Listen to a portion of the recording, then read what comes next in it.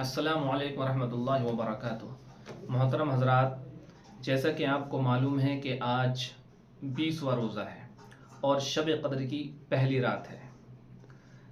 इस शब क़द्र की रातों की बड़ी अहमियत है, इतनी अहमियत है कि कुरान करीम में पूरी एक सूरत नाजिल फरमा दी अल्लाह तबारक व तआला ने। इन्ना अंज़लनाहु फ़ी लैलतिल क़द्र, अम्मा के बारे में सूरत है, इसमें लैलतुल क़द्र के बारे में ही बयान फरमाया गया है, उसकी फजीलत बयान फरमाई गई है, बताया गया है कि कितना सवाब मिलता है। लेकिन लैलतुल क़द्र आती कब है?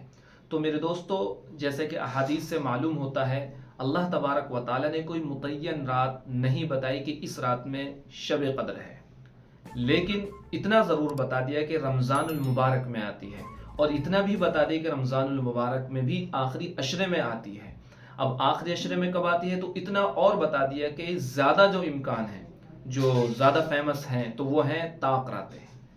ताक़ रातें कौन कौन सी कहलाती हैं? 21वीं शब, 23वीं शब, 25वीं शब, 27वीं और 29वीं शब। और आज 21वीं शब है, तो हमको इन रातों में बहुत ज़्यादा इबादत करनी चाहिए। ये ताक़ रातें ऐसी हैं कि अल्लाह के रसूल सल्लल्लाहु अलैहि वसल्लम पूरे साल इबादत करते थे, लेकिन रमज़ान में और ज़्यादा बढ़ा दिया करते थे, और रमज़ान के अंदर भी आखिरी अशरे में और ज़्यादा बढ़ा दिया करते थे इन शब क़द्र की खातिर। तो इसलिए मेरे दोस्तों, हम जितनी इबादत पूरे साल में करते हैं, हमको चाहिए कि रमज़ान में और ज़्यादा करें, और रमज़ान में भी रमज़ान के मुकाबले में भी आखिरी अशरे में और ज़्यादा हमको इबादत बढ़ा देनी चाहिए, क्योंकि आखिरी अशरा है, चंद रातें बाकी हैं, रमज़ान निकलने वाला है। जितना हो सके हम इबादत कर लें, जितना हो सके हम हासिल कर लें, अल्लाह ताला को राज़ी कर लें। लेकिन अब मसला आता है कि आज शब क़द्र है, पहली शब क़द्र यानी 21वीं शब है, तो अब हम इसमें क्या इबादत करें, क्या पढ़ें, ये बहुत कन्फ्यूज़न रहता है। हमारी माओ बहनों को भी बहुत कन्फ्यूज़न रहता है कि हम क्या पढ़ें, क्या इबादत करें। कुछ हमारे दोस्तों और मर्द हजरात को भी रहता है। तो मैं आपको बता दूं कि सोशल मीडिया का ज़माना है, आप वीडियो सर्च करेंगे क्या इबादत करें, तो तरह तरह की इबादतें आएंगी, ये पढ़िए वो पढ़िए।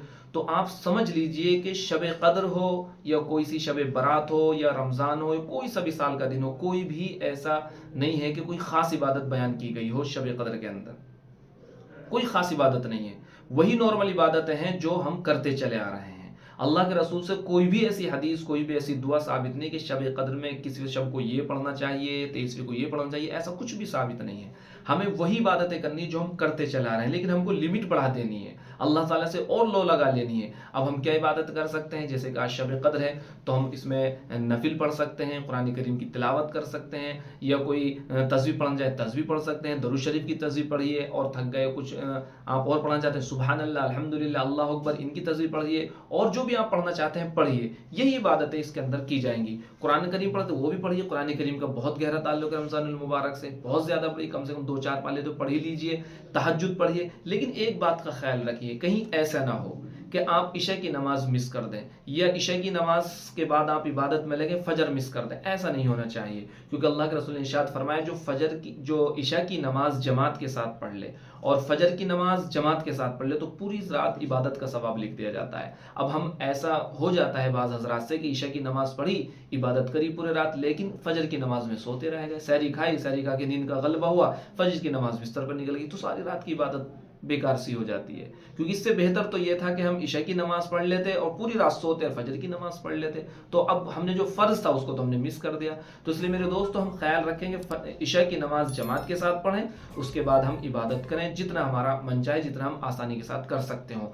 ऐसा भी ना हो कि हमको नींद आ रही है, हम नींद में कुरान करीम पढ़ रहे हैं तो कुछ का कुछ पढ़ना शुरू कर दिया, या हम नफिल पढ़ रहे हैं, नींद आ रही है तो कुछ का कुछ पढ़ रहे हैं, ऐसा भी ना हो। हम थोड़ी सी नींद भी ले लें ताकि चुस्ती के साथ हम इबादत करें, और तहज्जुद हरगिज़ मिस ना करें, तहज्जुद पढ़िए। और सबसे ज़्यादा जो अहम है वो अल्लाह ताला से दुआ मांगना, क्योंकि मेरे दोस्तों देखिए, रमज़ान का महीना है और रमज़ान में भी आखिरी अशरा में भी शब क़द्र, वल्लाह क्या मज़ा आएगा अल्लाह ताला से लो लगाने से, अल्लाह ताला से दुआ मांगने से। तो मेरे दोस्तों, बहुत अहम कबूलियत का वक्त है, इसको हरगिज़ हाथ से न जाने दीजिए। अल्लाह ताला से बहुत दुआएं मांगिए, अल्लाह ताला को राज़ी कर लीजिए। क्योंकि एक हदीस, फेमस हदीस है, आपने सुन रखी होगी कि जिब्रील अलैहिस्सलाम आए, अल्लाह के रसूल मिंबर पर अपना कदम रख रहे थे, अल्लाह के रसूल ने कहा आमीन। लंबी हदीस है, मैं शॉर्ट बयान करता हूँ। तो बाद में सहाबा ने पूछा, आपने आमीन क्यों कहा?